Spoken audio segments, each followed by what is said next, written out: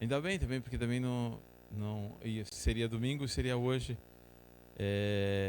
E assim, essa semana eu tive uma revelação um pouco diferente daquilo que era para domingo, e realmente mudou, não mudou totalmente. O texto continua sendo o mesmo, com alguns ajustes, mas o título mudou.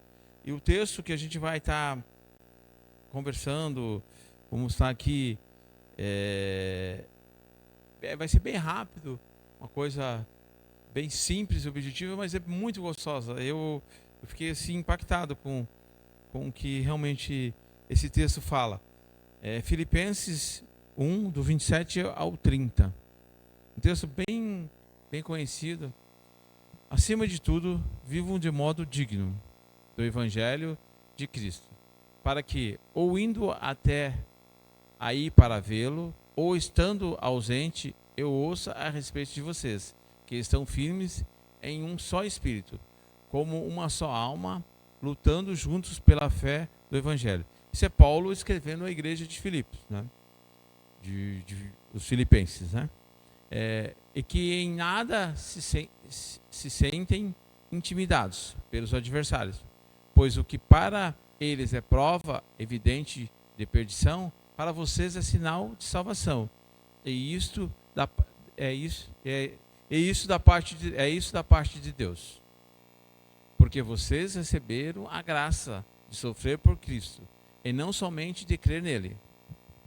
Pois vocês têm o mesmo combate que viram em mim e que agora estão ouvindo que continuo a ter. Amém. Até aí. O tema é um estilo de vida de acordo com o Evangelho. Essa é uma das cartas mais pessoais de Paulo, destinada à liderança de uma igreja. Então, essa é uma das cartas que mais Paulo falou com ele mesmo, porque foi uma das primeiras igrejas que foram fundadas na Europa.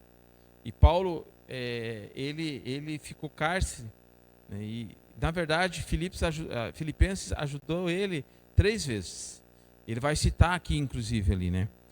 Desde o começo do cristianismo, essa carta faz parte do cânon, né, do neotestamentário, né? Afinal, além de todos os fortes indícios e autenticidade, Paulo fundou a igreja de Filipos em sua segunda grande viagem missionária, sendo essa a primeira igreja a ser estabelecida por ele na Europa. Se lermos todo o capítulo 16 de Atos lá, vamos ter essa ideia. Fala de Paulo e Silas na prisão. Vocês lembram de Paulo e Silas na prisão, cantando? E depois a gente vai ler um pouquinho também disso aí. Filipos, olha que interessante, gente. Quando a gente estuda bem e vai buscar algumas coisas, e eu fui dar uma vasculhada essa semana bem, e Filipos era uma cidade pequena, fundada pelo rei Filipe da Macedônia, pai do famoso Alexandre o Grande. É super interessante, né? A gente nem imaginava, né? E Filipos era uma cidade pequena, mas tinha uma influência muito grande, né? Paulo desenvolveu um profundo amor paternal pelos irmãos da igreja em Filipos e sempre lhe confidenciava intimidades, desafios e projetos, mesmo depois de haver cooperado financeiramente, mesmo depois de haverem eles cooperado financeiramente com Paulo por 2 vezes antes dessa carta ser escrita. Filipenses 4, vai colocar para nós, 15 ao 16. Vou ler por aqui que lá está pequeno. E como vocês, filipenses, sabem muito bem, no início da pregação do Evangelho, quando parti da Macedônia, nenhuma igreja se associou comigo nessa questão de dar e receber, exceto vocês somente. Porque até quando eu estava em Tessalônica, por mais de uma vez vocês mandaram o bastante para as minhas necessidades. Então eles ajudavam muito Paulo. E tinha gente que dava até, tirava do que tinha, do que não tinha, para ajudar Paulo. Ainda que o principal objetivo de Paulo nessa carta seja agradecer de maneira entusiástica e formal, ele está agradecendo a generosidade e a amabilidade dos irmãos de Filipos, por mais uma vez haverem tirado de si para cooperar com as necessidades pessoais e ministeriais de Paulo em Roma, o apóstolo aproveita a oportunidade para cumprir algumas outras funções importantes. Aí entra o tema: um estilo de vida de acordo com o Evangelho. A verdadeira vida cristã é constituída do quê? Fé. Se nós não tivermos fé, não tem valia nenhuma. Por que saímos de Joinville para vir para Peraberaba ou estar aqui se a gente não crê naquilo que realmente a gente é, ou que a gente vem fazer aqui, ou que a gente vem trazer aqui? Não tem valia. Alegrias, né? Muitas, né? Isso é óbvio, a gente é alegre em tudo. Alguns sofrimentos momentâneos acontecem, né, na nossa vida. Tem alguns momentos que nós estamos assim tristes. Essas experiências são oferecidas pelo Senhor aos seus filhos como bem, é isso que nós temos que entender, como bênção, e jamais maldição ou castigo. Deus está me testando, Deus está me punindo. Não. A gente tem momentos de aprendizado, né? A gente até estava confidenciando com a Sara no carro algumas situações que nós vivemos com a cirurgia da Rose, que nos trouxe a gente pôde compartilhar, pois fomos chamados não apenas para crer, porque Cristo já venceu tudo na cruz. Então é isso que nós temos que entender, e isso tem que ser um estilo de vida nosso. Tudo já foi conquistado na cruz. Nós não temos que fazer mais nada para conquistar. Pelo contrário, é esse amor, é essa alegria, essa graça que nos foi dada, que nós temos que compartilhar. Esse é o nosso estilo de vida. As pessoas têm que realmente olhar para nós e falar: opa, aquele é diferente. Opa, aquela é diferente. E não reclamarmos, murmurarmos, até mesmo muitas vezes nos entristecermos, porque na verdade Cristo já venceu por nós. E Ele já nos deu tudo. Qual é o significado de tudo? Tudo. Mas o que é tudo? É tudo.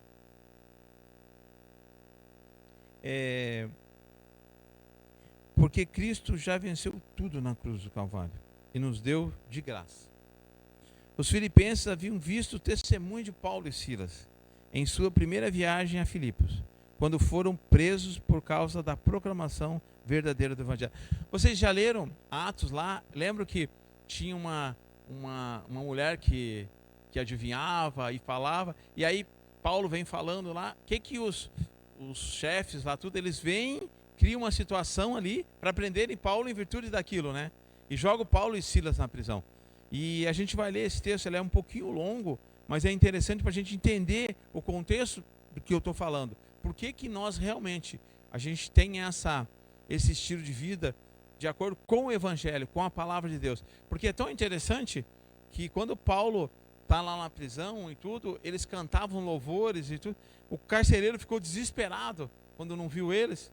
E ele fala algumas coisas tão interessantes, que é uma coisa que nós deveríamos entender muito bem. E eu vou colocar esse texto, que é Atos 16, é dos 19 a 40, é um pouquinho longo, mas é interessante para a gente entender toda essa coisa.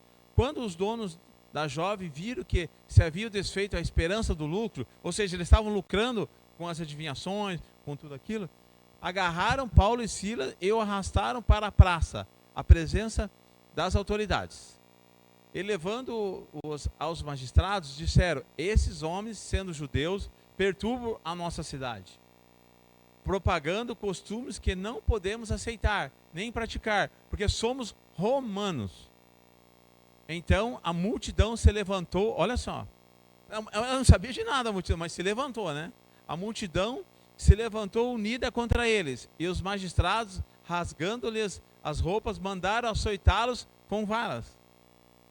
E depois deles darem muitos açoites, eles não foram somente presos, né? Eles ainda foram açoitados, né? Os lançaram na prisão, ordenando ao carcereiro que os guardasse com toda a segurança. Esse, recebendo tal ordem, levou-os para o cárcere interior e prendeu os pés deles no tronco. Por volta da meia... Olha só, gente. Isso eu li umas... Eu não tenho ideia de quantas vezes eu li assim. Voltei e fiquei maravilhado. Por volta da meia-noite, Paulo e Silas oravam e cantavam louvores a Deus. Com as costas todas chibatadas, né? Num lugar preso, foram açoitados, preso, amarrado. E os demais companheiros de prisão escutavam. De repente, sobreveio tamanho terremoto que sacudiu os alicerces da prisão. Todas as portas se abriram e as correntes de todos os presos se soltaram. Não foi só de Paulo e de Silas. Esse é o nosso sentido, tá vendo? Quando as coisas acontecem ao nosso redor, todos são impactados. Pessoas que às vezes não têm nada, mas ali são impactadas porque Deus já amou o mundo através de Jesus Cristo. Então nós, através daquilo que nós temos, a nossa fé, do nosso crer, do nosso viver, as pessoas são impactadas e são alcançadas, né? De repente, o carcereiro despertou do sono e vendo aberto... Não, eles cantavam louvores e tal, e o carcereiro estava dormindo, né? O carcereiro despertou do sono e vendo abertas as portas da prisão, puxando da espada, ia suicidar-se, porque ele tinha a incumbência de cuidar. E provavelmente se chegam de manhã e não tem ninguém lá, iam matar ele. E daí ele já ia se suicidar, pois pensou que os presos tinham fugido. Mas Paulo gritou bem alto: não faça nenhum mal a si mesmo, estamos todos aqui. É automático, né? Se acontecesse isso, todos já saíam correndo, pulavam isso, aquilo, muro daqui, de lá, já iam embora, né? Então o carcereiro, tendo pedido uma luz, entrou correndo e trêmulo, prostrou-se diante de Paulo e Silas. Depois, trazendo-os para fora, disse: senhores, que devo fazer para que seja salvo? Olha, gente, a salvação entrou ali através daquele momento. Eles responderam: creia no Senhor Jesus e você será salvo, você e toda a sua casa. E pregaram a palavra de Deus ao carcereiro e a todos os que faziam parte da casa dele. Naquela mesma hora da noite, cuidando deles, lavou-lhes as feridas dos açoites. Logo a seguir, ele e todos os membros da casa dele foram batizados. Então, levando-os para a sua própria casa, deu-lhes de comer, e com todos os seus manifestava grande alegria por ter crido em Deus. Quando amanheceu, os magistrados enviaram oficiais de justiça com a seguinte ordem para o carcereiro: ponha aqueles homens em liberdade. Então o carcereiro comunicou isso a Paulo, dizendo: os magistrados ordenaram que vocês fossem postos em liberdade. Portanto, vocês podem sair, vão em paz. Paulo, porém, lhes disse: sem ter havido processo Olha só, aí entra a nossa posição de cristão. Nós sabemos, olha só. Paulo, porém, lhes disse: sem ter havido processo formal contra nós, nos açoitaram publicamente e nos jogaram na cadeia, sendo nós cidadãos romanos. Quer dizer, eles eram cidadãos romanos, então na verdade não teria que haver aquele julgamento como houve, né? Querem agora nos mandar embora sem maior alarde? Nada disso, pelo contrário, que eles venham e pessoalmente nos ponham em liberdade. Os oficiais de justiça comunicaram isso aos magistrados. Quando esses souberam que Paulo e Silas eram cidadãos romanos, ficaram com medo. Então foram até eles pediram desculpas, e relaxando-lhes a prisão, pediram que se retirassem da cidade. Tendo saído da prisão, Paulo e Silas dirigiam-se para a casa de Lídia, e vendo os irmãos, os animaram, depois partiram. Gente, que momento, né, gente? E a gente fica imaginando: olha só, isso é para nós. Isso é para nós. Nós temos e podemos e devemos fazer isso. E Deus é tão tremendo, Deus é tão maravilhoso, não tenho nem adjetivos para falar, que eles estavam na prisão, açoitados, e eles foram açoitados com vara, porque depois ali do texto, discorrendo, você vai ver que o carcereiro que curou as feridas deles, quer dizer, eles ainda estavam provavelmente com sangue, doendo, mas em momento nenhum eles reclamaram, pelo contrário, eles cantavam louvores e adoravam. E de repente sobreveio sobre aquele lugar um terremoto. Como assim? E não derrubou nada, simplesmente soltou eles do quê? Das amarras. Abriu as portas e todos foram alcançados. Isso é tremendo. Isso é posicionamento.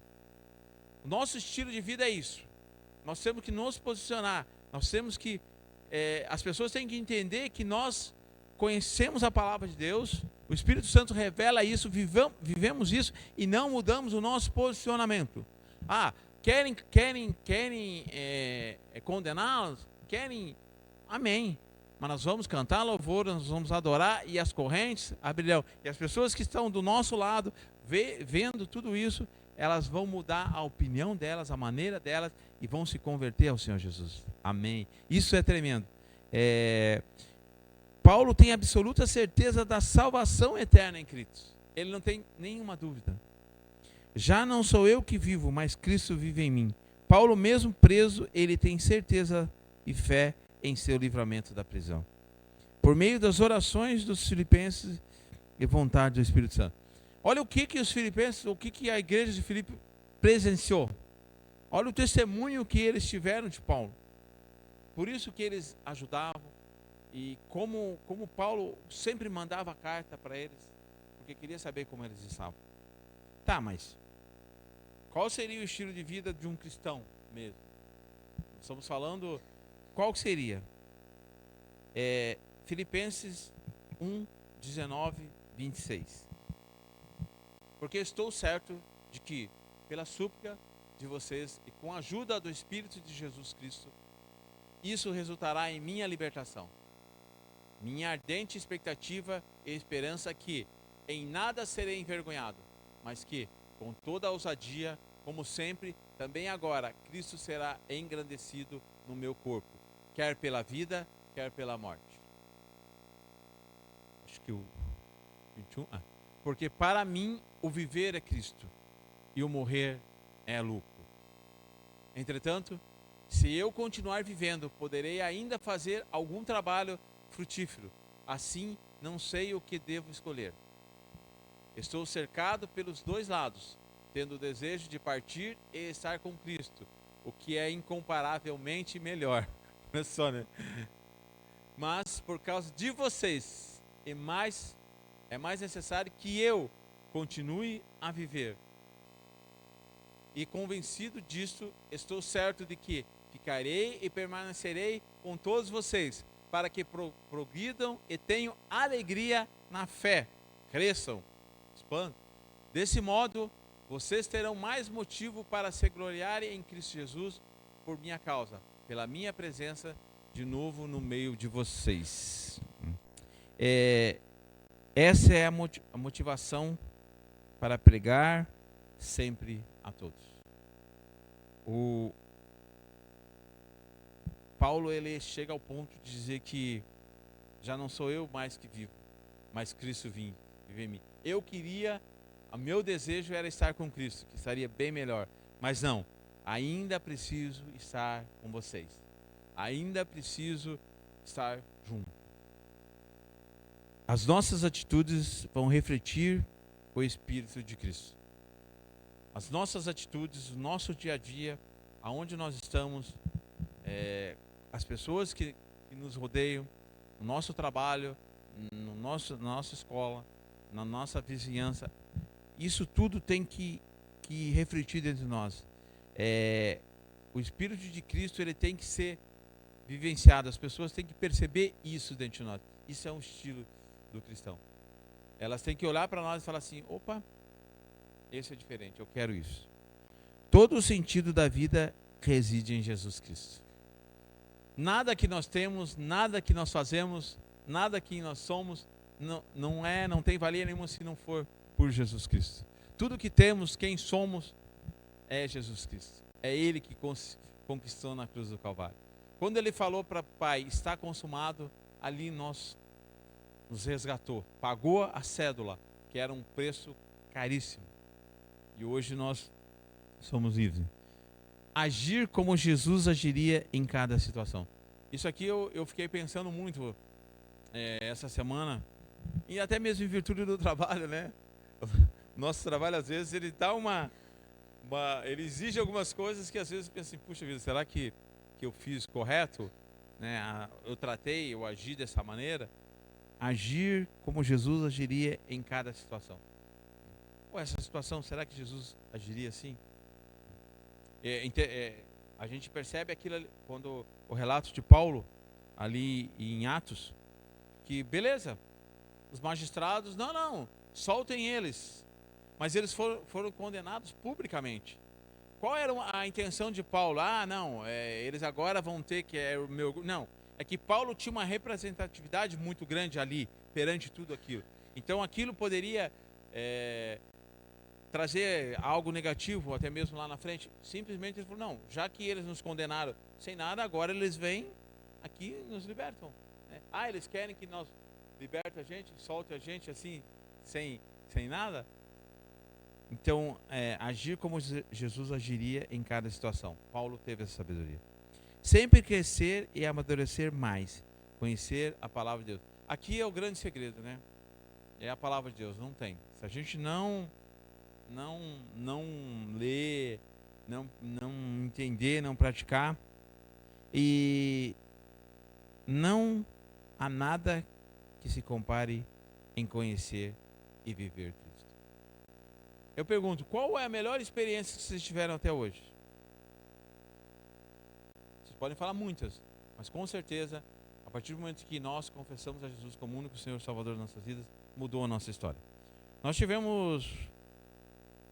vivemos uns 40 dias aí de grande importância na nossa vida, a cirurgia da Rose, né? E essa cirurgia, além de ser uma coisa que sonhada, né? Foi um sonho, foi realizado. A gente ainda deu pensou assim, será que vamos deixar para o ano que vem, mas graças a Deus ela vai passar o Natal já recuperada, né? Ela fica olhando para mim que ela não gosta muito de falar. Mas ela ficou alguns dias em Curitiba e Deus pôde usar ela também. Mas nos ensinou muito a questão do quanto Deus nos ama. O amor dele assim, não tenho nem como explicar. Como ele cuidou, como ele tratou, como ele proveu, porque existe a necessidade financeira também. E sem ele não nos prover, né, não teria a condição de algumas coisas depois. Como ele trouxe as pessoas e como ela foi usada também para as pessoas. Então, esse tema, um estilo de vida de acordo com o Evangelho, ele faz muito parte da minha vida agora. E esse texto de Filipenses, todo Filipenses ali, eu li ele todo, reli, e eu comecei a entender que Paulo tinha quando Paulo ele teve um outro lado, ele era Saulo, perseguia a igreja, ele tinha uma responsabilidade, ele era um cara que tinha um posto, ele tinha quando ele tem aquele encontro que foi tremendo, e dali ele começa a mudar a maneira dele pensar, que ele colocou isso no coração, que já não sou eu mais que vivo, mas Cristo vive em mim. E a gente vai vendo a trajetória dele, só que ele ficou cárcere. Você veja, além dele ser preso, ele foi açoitado. E as prisões ali não eram nem comparadas ao que são hoje, que já são horríveis muito, mas naquela época também já não eram prisões assim que não tinham nenhuma condição, higiene muito menos, amarrado. E quando ele começa a cantar, começa a louvar a Deus, ali naquele momento, Até mesmo ele, no seu interior, ele sabia que grandes coisas iriam acontecer ali. Mas a ideia dele era o seguinte, que ele relata ali, que se ele morresse, ele estaria bem. Que ele estaria com Cristo. Para ele seria muito melhor. Mas ele entende que não era o momento. E sim que a família, o carcereiro se convertesse, a família do carcereiro se convertesse, através delas outras pessoas conhecessem Jesus, e fosse vindo, e fosse vindo. E ali sim, a palavra sendo pregada. Então, esse é o nosso grande momento, o nosso grande estilo. Como nós estamos em poucos também, eu gostaria de fazer um pouquinho diferente esse encerramento, né? Eu vou pedir assim, a gente vai orar, isso é óbvio, né? Mas eu gostaria que nós viéssemos aqui para frente, né? Pedir, já que a gente está...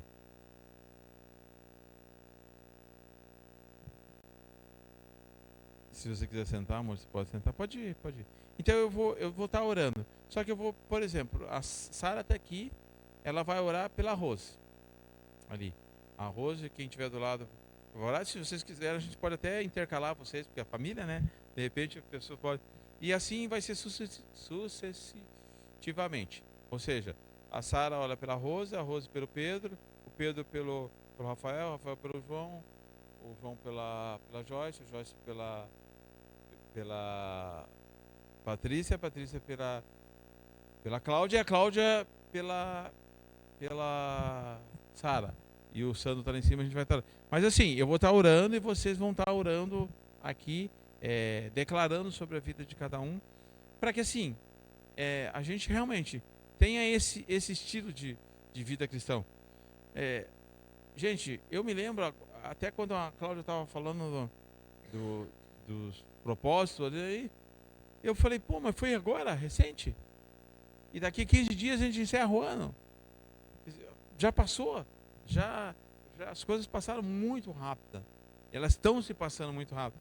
E aí a gente fica pensando assim, pá, e nós? Jesus vai voltar. Isso, quer eu queira ou não, Jesus vai voltar. E quando? A gente não sabe. E também não interessa, né, Rafael? Não estamos nem aí. O importante é que nós não vamos cantar aquela musiquinha lá, veja a multidão subindo, né? Não, eu vou estar junto, né? Nós vamos estar juntos. Mas nós temos muito que pregar. Mas não é que, eu desejo da igreja. Não, igreja não. Desejo que a palavra de Deus seja ministrada nos corações. Porque, gente, aquilo que a Rose comentou aqui, tem tanta gente aí sofrendo, e passando necessidade, e buscando coisas erradas, em lugares errados, e sendo que às vezes está do nosso lado, e às vezes a nossa família, a gente não está nem falando, né? E Paulo, ali num momento, açoitado, ali, acho que nem as dores ele com certeza, né? Nem as dores ele sentiu, mas ele cantava louvores. Aí foi alcançado o carcereiro, foi alcançado os presos, a família, e com certeza muitos ali. Então, que o Senhor dê essa ousadia, né, para cada um de nós. E aonde nós formos, nós somos representantes de Cristo. E a palavra de Deus diz assim, onde nós colocarmos a mão, prosperará. Então, já chega num lugar, coloca mesmo, prosperará. Coloca a mão na pessoa, já declara a cura. Declara a cura. Eu quero a minha família toda salva em nome de Jesus. Declare isso. Amém? Vamos orar junto, né, como igreja mesmo, como filhos e filhos amados, e somos, como diz assim, a oração é uma coisa simples, né? É só falar com Deus. Pai querido, Pai amado, que bom. Nós temos um privilégio que é estar aqui louvando e engrandecendo o Teu nome e aprendendo da Tua palavra que está sendo ministrada em nossos corações. Nós vimos hoje que o exemplo que é Paulo, e nós temos, isso já foi nos dado, está na Tua palavra. O Senhor já deixou para nós.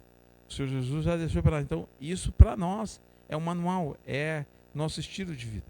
O estilo de vida cristão. É onde nós chegarmos, as pessoas verem a diferença de nós e ali nós levarmos a salvação, a cura, a restauração. Restauração de vidas, famílias, relacionamentos, casamentos, pais e filhos. É isso que nós temos, Pai. É isso que nós... ali fala que Paulo teve ousadia e Paulo, Silas, e nós devemos ter essa ousadia. E nós estamos aqui como igreja, Pai, uma igreja reunida, louvando e engrandecendo o Teu nome, e eu quero declarar sobre a vida de cada um, Pai. Pai, a Tua palavra nos garante que nós somos como árvore plantada à beira do ribeiro. A Sara é como árvore plantada à beira do ribeiro, a Rose é como árvore plantada à beira do ribeiro, o Pedro, o Rafael, o João, a Joyce, a Patrícia, a Cláudia, o Sandro, pastor Jaime, pastora Sara, eles são como árvore plantada à beira do ribeiro, nós somos como árvore plantada à beira do ribeiro, e a Tua palavra nos garante que damos o fruto na estação certa, as nossas folhas não murcharão, e tudo, Pai, tudo não tem adjetivo, não tem, é tudo, o que fizermos, aonde formos, o que tocarmos, prosperará em nome de Jesus, Pai. Aonde nós formos tocarmos, a mão prosperará em nome de Jesus. E aqui cada um está tocado na vida de cada um, e cada um vai prosperar. Aonde chegarmos, Pai, colocarmos a planta dos nossos pés, será a nossa herança. E ali vai haver salvação. Pai, aonde a luz chega, a treva não vai permanecer em nome de Jesus. Em nome de Jesus. Pai, usa a vida de cada um de nós. Pai, em nome de Jesus, nós estamos aqui para realmente, eis-nos aqui, para que as pessoas vejam a diferença em nós. Pai, eu oro pela vida e declaro pela vida de cada um, pela situação financeira, Pai. Eu declaro a prosperidade, eu declaro a abundância. Nós estamos chegando no final do ano, Pai, temos propósitos ainda a ser cumpridos, Pai. Colocamos alvos e desejos dentro no começo do ano, e já estamos chegando para colocar novos, Pai, mas com certeza agora também muitos serão de agradecimento, de gratidão, porque já se cumpriram esse ano e cumprirão até o final do ano, porque Tu és Deus, Tu és o nosso Pai, meu Pai, aquele que realmente venceu a morte. Jesus Cristo venceu a morte, nos deu vida e vida em abundância, nos restaurou, e nós estamos aqui fazendo a diferença nesse bairro onde nós moramos, no trabalho, no lugar onde nós formos, Pai, que realmente as pessoas percebam essa diferença em nossas vidas. Muito obrigado, em nome de Jesus. Amém? Amém?